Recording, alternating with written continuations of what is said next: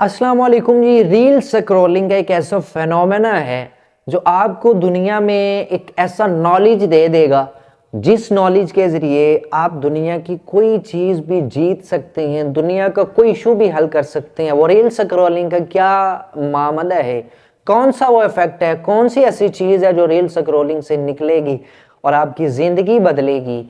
एक बात मैं आपसे एक सवाल करता हूं कि जब आप रील स्क्रॉलिंग करते हैं तो कभी आपने इस बात पे गौर किया कि 100, 200, 300 रील स्क्रॉलिंग के बाद जैसे मोबाइल साइड पे रख के आप अपने काम में मसरूफ होते हैं या सोने लगते हैं, अगर रात को आप मोबाइल देख रही हैं तो सिर्फ एंड वाली रील आपके जहन में रहती है। आप जुबान से कोई सॉन्ग गा रहे हैं तो वो रील में वही था जो आपने सबसे एंड वाली रील देखी।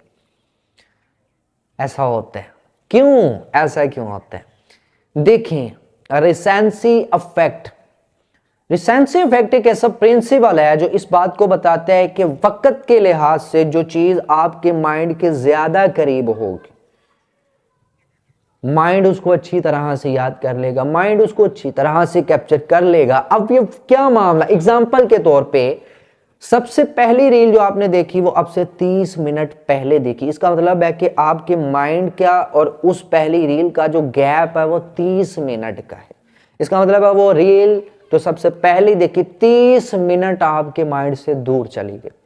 उसके अकॉर्डिंग जो सबसे आखिर पे आपने रील देखी, लेट्स सपोज वो अभी 2 सेकंड में ही देखी और अभी आपने मोबाइल अभी अभी रखा, तो इसका मतलब है ये जो रील है इसका आपके माइंड के साथ जो गैप है वो 2 से 3 सेकंड का ही होगा।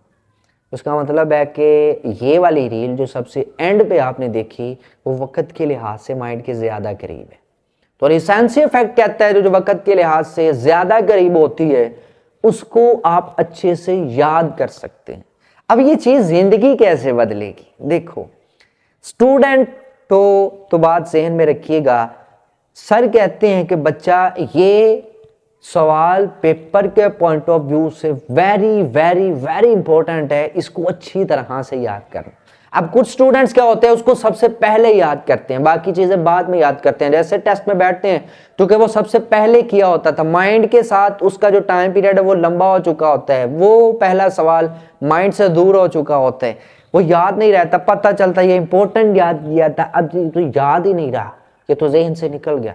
लेकिन अगर आप इस रिसेंसी इफेक्ट को फॉलो करते हुए बाकी क्वेश्चंस पहले कर लें, जो इंपॉर्टेंट है उनको सबसे बाद में करेंगे, तो चूंकि बाद में करेंगे वो माइंड के ज्यादा करीब होगे, माइंड अच्छी तरह उसको जहन में बिठाए रखेगा। टेस्ट में बैठोगे फौरन से लिखोगे, उठ जाओगे।